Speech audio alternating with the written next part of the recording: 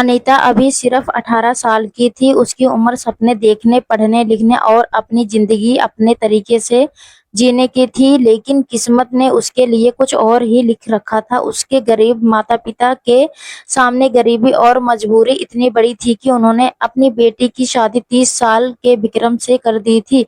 विक्रम बुरा इंसान नहीं था, लेकिन उससे 12 साल बड़ा था। उसके बूढ़े माँ बाप इतने बीमार थे कि उन्हें डर समय किसी की देखभाल की जरूरत रहती थी। गांव में कोई लड़की इस जिम्मेदारी को उठाने के लिए तैयार नहीं थी, इसलिए अनीता ने घरवालों ने बिना उसकी इच्छा जाने उसका रिश्ता तय करा दिया था। शादी के बाद अनीता पहली बार अपने ससुराल पहुंची तो उसका मन घबराया हुआ था। उसने सोचा था कि शायद उसका पति उसे समझेगा, लेकिन पहली ही रात विक्रम ने मुस्कुराते हुए कहा, मेरे सामने पूरे कपड़े पहनकर रहा करो, वरना मैं भूल जाऊंगा कि तुम मुझसे 12 साल छोटी हो। यह बात मजाक में कही गई थी या गंभीरता से अनीता समझ नहीं पाई, लेकिन उसके दिल को यह बात बहुत चुभ गई। उसे लगा जैसे उसकी भावनाओं की कोई कीमत ही नहीं। एक दिन बीतने लगे। सुबह उठते ही उसे पूरे घर का काम करना पड़ा। सास ससुर की सेवा, खाना बनाना, सफाई करना और खेतों के छोटे मोटे काम भी उसी के जिम्मे थी। विक्रम अपने माता पिता से बहुत प्यार करता था। वह चाहता था कि अनीता भी उन्हें अपने माता पिता की तरह सम्मान दे, लेकिन अनीता अभी इतनी छोटी थी कि अचानक आई इतनी बड़ी जिम्मेदारी उसके लिए बोझ बन गई। धीरे धीरे उसके चेहरे की मुस्कान गायब होने लगी। वह किसी से ज्यादा बात नहीं करती, अपने कमरे में चुपचाप बैठी रहती और मायके की याद में रोती रहती। एक दिन लगातार काम करने की और ठंडी हवा लगने के कारण उसे तेज बुखार हो गया। शरीर कांप रहा था, लेकिन उसने किसी से कुछ नहीं कहा। वह चुपचाप अपने कमरे में जाकर लेट गई। उधर बूढ़े सास ससुर दवा का इंतजार करते रहे। रोज की तरह अनीता दवा लेने आई। काफी देर तक इंतजार करने के बाद विक्रम को गुस्सा आ गया। उसे लगा कि अनीता जानबूझकर लापरवाही कर रही है। गुस्से में वह तेज कदमों उसके कमरे की ओर बढ़ा। कमरे का दरवाजा खोला तो सामने दृश्य देखकर उसके पैरों तले जमीन खिसक गई। अनीता तेज बुखार में तप रही थी। उसका पूरा शरीर ठंडा से कांप रहा था। उसके होंठ सूख चुके थे और आंखों में आंसू थे।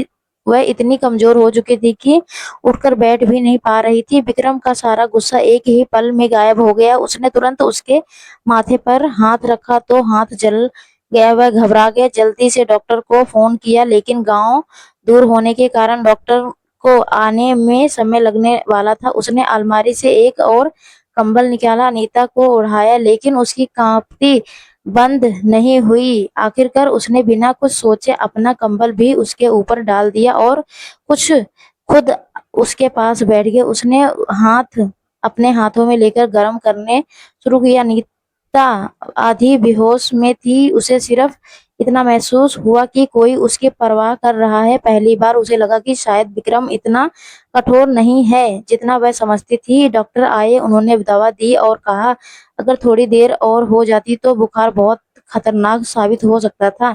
इन्हें आराम की बहुत जरूरत है। उस दिन के बाद विक्रम बदल गया। उसने अनीता पर कभी किसी बात का दबाव नहीं डाला। घर के कामों में खुद भी हाथ बटाने लगा और अपने माता पिता की सेवा की जिम्मेदारी अकेले उसी पर नहीं छोड़ी। उसने अनीता से कहा, मुझे माफ कर दो, मैंने कभी तुम्हारी तकलीफ समझने की कोशिश नहीं की। अनीता की आंखों में आंसू बह निकले। उसने पहली बार महसूस किया कि रिश्ते सिर्फ मजबूरी से नहीं बल्कि समझ, सम्मान और अपनापन से निभाए जाते हैं। समय के साथ दोनों के बीच भरोसे और प्यार बढ़ता गया। बूढ़े माँ बाप की अनीता को बेटी की तरह मानने लगे। कुछ साल बाद जब गांव के लोग उनके घर आते तो कहते, जिस शादी को सबने मजबूरी का बंधन समझा वही आज सबसे मजबूत रिश्ते की मिसाल बन गई। सी किसी भी रिश्ते की असली नींव उम्र, मजबूरी या परिस्थितियां नहीं बल्कि एक दूसरे के प्रति सम्मान, विश्वास और संवेदनशीलता होती है।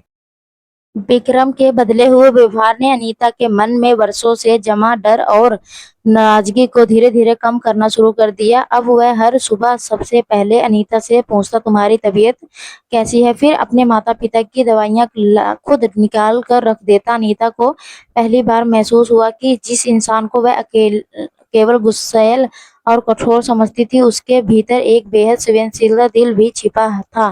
कुछ दिनों तक डॉक्टर की दवाइयां और विक्रम की देखभाल से अनीता पूरी तरह स्वस्थ हो गई, लेकिन उसके मन में अभी भी एक सवाल था, क्या यह बदलाव हमेशा रहेगा या कुछ दिनों बाद सब पहले जैसा हो जाएगा। एक शाम विक्रम खेत से जल्दी लौट आया। उसने देखा कि अनीता आंगन में अकेली बैठी आसमान की ओर देख रही थी। उसकी आंखों में हल्की नमी थी। विक्रम उसके पास जाकर चुपचाप बैठ गया और बोला, अगर तुम्हें कभी अपने घर की याद आए तो किसी बात का दुख हो तो मुझसे छिपाना मत। मैं तुम्हारा पति हूँ, मालिक नहीं।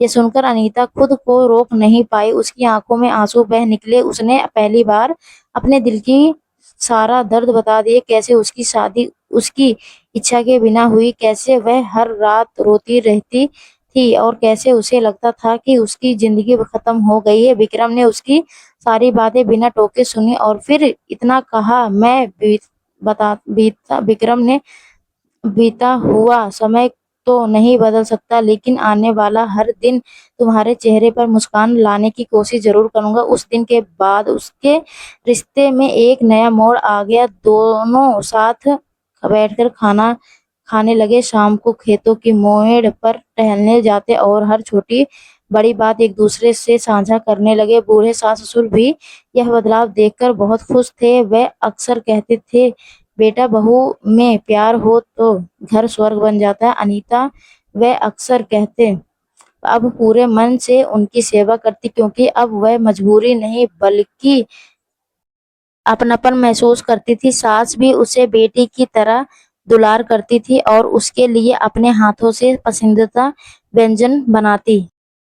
कुछ महीनों बाद अनीता ने अपनी अधूरी पढ़ाई पूरी करने की इच्छा जताई। पहले तो उसे डर लगा कि कहीं विक्रम मना ना कर दे, लेकिन विक्रम मुस्कुराया और बोला, तुम्हारे सपने भी उतने ही जरूरी है जितना इस घर की जिम्मेदारियां। कल ही तुम्हारा कॉलेज में दाखिला करवा देता हूँ। यह सुनकर अनीता की खुशी का ठिकाना नहीं रहा। उसने फिर से किताबें उठाई और घर के काम के साथ साथ पढ़ाई शुरू कर दी। पूरा गांव यह देखकर हैरान था कि जो लड़की कभी उदास रहती थी, कहीं अब आत्मविश्वास से भरी हुई दिखाई देती थी। एक दिन गांव में पंचायत के दौरान किसी ने ताना मारते हुए कहा, इतनी छोटी लड़की से शादी करके अच्छा नहीं किया। इससे पहले कि अनीता कुछ बोलती, विक्रम खड़ा हो गया और बोला, गलती उम्र की नहीं होती, सोच की होती है। अगर पति अपनी पत्नी का सम्मान करे तो पत्नी अपने परिवार का हो तो हर रिश्ता खूबसूरत बन सकता है। उसकी यह बात सुनकर पूरे गांव शांत हो गया। उस दिन अनीता को अपने पति पर गर्व महसूस हुआ। समय बीत गया, अनीता ने अपनी पढ़ाई पूरी की और गांव के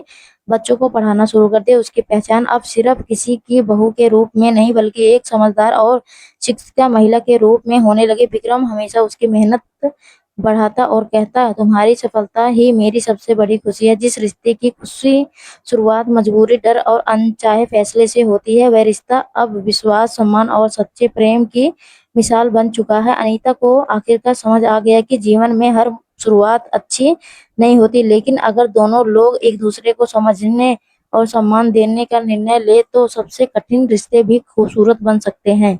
अनीता की मेहनत और लगन ने धीरे धीरे पूरे गांव का दिल जीत लिया। अब लोग उसे सिर्फ विक्रम की पत्नी नहीं बल्कि एक समझदार और संस्कारी बहू के रूप में पहचानने लगे थे। लेकिन हर खुशहाल परिवार को किसी न किसी की नजर लग ही जाती है। गांव की कुछ औरतों को अनीता की बढ़ती इज्जत अच्छी नहीं लगती थी। उन्होंने उसके खिलाफ छोटी छोटी बातें बनानी शुरू कर दी। कोई कहता, अब पढ़ लिख गई है, कुछ दिनों में सास ससुर को छोड़कर शहर चली जाएगी, तो कोई कहता, इतनी कम उम्र की लड़की आखिरकार अब कब इस घर में खुशी रह पाएगी। यह बातें धीरे धीरे विक्रम की माँ के कानों तक पहुंचने लगी। उन्होंने बाहर से कुछ नहीं कहा, लेकिन उस उनके मन में शक एक छोटा सा बीज जरूर पड़ गया। एक दिन अनीता को शहर के एक स्कूल से नौकरी का प्रस्ताव मिला। यह उसके लिए किसी सपने का होने जैसा था। अच्छी तनख्वाह, सम्मान और अपने पैरों पर खड़े होने का मौका। उसने सबसे पहले यह खुशखबरी विक्रम को सुनाई। विक्रम ने मुस्कुराते हुए कहा, यह तुम्हारी मेहनत का फल है, तुम्हें यह नौकरी जरूर करनी चाहिए। केवल जब यह बात उसकी माँ को पता चली तो उनकी आंखों में आंसू आ गए। उन्होंने धीरे से कहा, बेटा अगर बहू शहर चली गई तो हमारी देखभाल कौन करेगा? अब हमारी उम्र भी नहीं दे रही है। सास की बात सुनकर अनीता पूरी रात सो नहीं सकती। एक तरफ उसका बचपन का सपना, दूसरी तरफ बूढ़े माता पिता का सहारा जिन्होंने अब उसे अपनी बेटी से भी बढ़कर प्यार देना शुरू कर दिया। सुबह होते ही उसने अपना फैसला सबके सामने रख दिया। उसने नौकरी का ऑफर लेटर अपने हाथों से फाड़ दिया और बोली, नौकरी मुझे फिर मिल जाएगी, लेकिन माँ बाप बाबूजी का साथ दोबारा नहीं मिलेगा। जब तक इन्हें मेरी जरूरत है, मेरी पहली जिम्मेदारी यही घर है। यह सुनते ही उसकी सास फूट फूट कर रोने लगी। उन्होंने अनीता को गले लगा लिया और कहा, आज से तुम मेरी बहू नहीं, मेरी बेटी हो। भगवान हर घर को तुम्हारी जैसी बेटी दे। विक्रम की आंखें भी नम हो गई। उसे पहली बार महसूस हुआ कि त्याग का असली अर्थ क्या होता है। उसने उसी दिन मन ही मन एक फैसला किया कि वह अनीता के सपनों को कभी मरने नहीं देगा। कुछ दिनों महीनों बाद विक्रम ने अपने खेत का एक हिस्सा बेचकर गांव में ही एक छोटा सा कोचिंग सेंटर खोल दिया। अनीता से कहा, तुम्हें अपने सपनों से समझौता करने की जरूरत नहीं। अगर शहर नहीं जा सकती तो अपने सपनों को यहीं इस गांव में पूरा करो। अनीता की खुशी का ठिकाना नहीं रहा। उसने गांव की गरीब बेटियों को बिना फीस पढ़ाना शुरू किया। धीरे धीरे उसका कोचिंग सेंटर पूरे इलाके में प्रसिद्ध हो गया। जिन लड़कियों के माता पिता जिन्हें पढ़ाने नहीं चाहते थे, वे भी अब अनीता की बात मानने लगे। कुछ वर्षों बाद वही गांव जो कभी अनीता की मजबूरी पर बातें करता था, आज उसकी मिसाल देता था।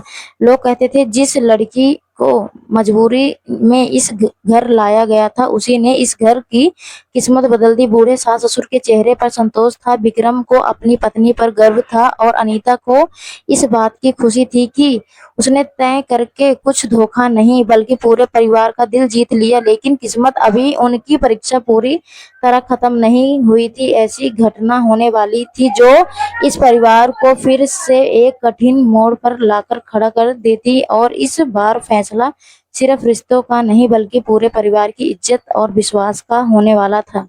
दोस्तों, उम्मीद करती हूँ कि आपको हमारी कहानी पसंद आई होगी। अगर कहानी पसंद आई है तो वीडियो को लाइक करें। अगर आप हमारे चैनल पर नए हैं तो चैनल को सब्सक्राइब करें और नोटिफिकेशन बेल को जरूर दबाइए ताकि हमारी अगली वीडियो का अपडेट सबसे पहले आपको